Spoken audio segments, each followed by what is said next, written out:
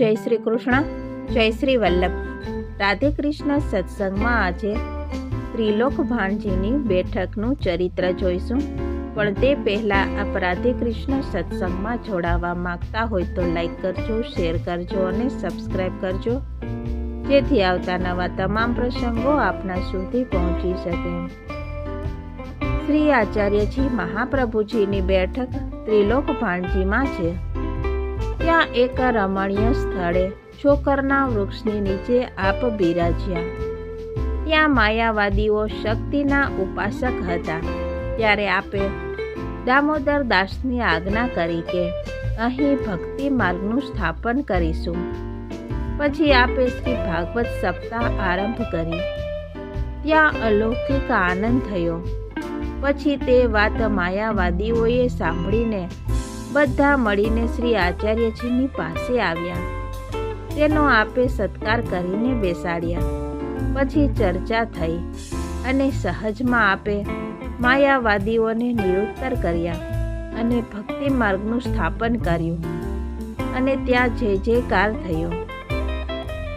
ત્યારે બ્રાહ્મણોએ વિનંતી કરી કે મહારાજ, મનુષ્ય હોય તેને જીતાય, આપ તો સાક્ષાત ઈશ્વર છો, કૃપા કરીને અમને શરણે લ્યો. શ્રી મહાપ્રભુજીએ બધાને સ્નાન કરાવી, નામ મંત્ર આપી, તુલસીની માળા પહેરાવી. પછી દંડવટ કરી પોતાને ઘેર ગયા. પછી ત્રિલોક ભાણજી ઠાકોરજી આપની પાસે પધાર્યા. આપે દર્શન કર્યા અને શ્રી ઠાકોરજીને સિંહાસન ઉપર પધરાવ્યા. શ્રી ઠાકોરજીએ બિરાજીને કહ્યું કે તમે માયાવાદનું ખંડન કર્યું. ત્યારે શ્રી આચાર્યજીએ કહ્યું કે તે બધા આપનો પ્રતાપ છે. આપ કૃપા કટાક્ષ કરો તો બધું બની શકે.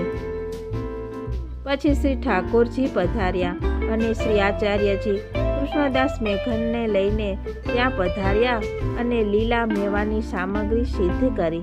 શ્રી આચાર્યજીએ ત્રિલોક ભાણજીને શૃંગાર કરી સામગ્રી આરોગાવી. તે સમયે બધાને અદ્ભુત દર્શન થયા.